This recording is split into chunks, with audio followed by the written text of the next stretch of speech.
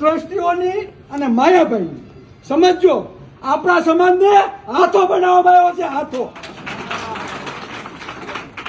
બગદાણા ધામમાં બાપા બજરંગદાસ બધાયનું ભલું કરે.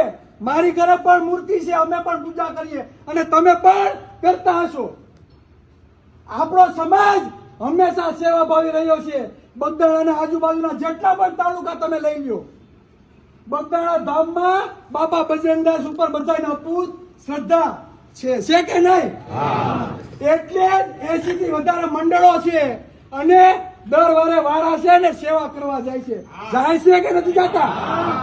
આપણી બહેનો દીકરીઓ વાસણ ઉટકે છે, આપણા ભાઈઓ પીરસે છે. સેવાનું કોઈ પણ એવું કાર્ય નાનું નથી ગણતા અને દિલથી કરે છે કે નથી કરતા? આપણા સમાજે હંમેશા શ્રદ્ધાના નામે ખાલી સેવા કરી જાય છે. શું કર્યું છે? સેવા. જયારે ટ્રસ્ટ બનાવવાની વાત આવી એટલે મજા આવી, બધા ગોઠવાઈ ગયા અને આપણે હજુ શું કરીએ છીએ? સેવા કરીએ છીએ કે નથી કરતા?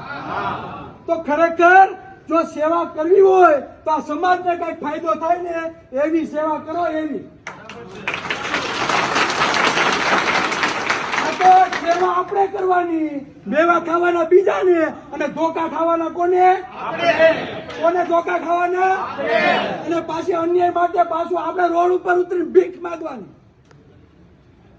આ જ વસ્તુ થઈ ને.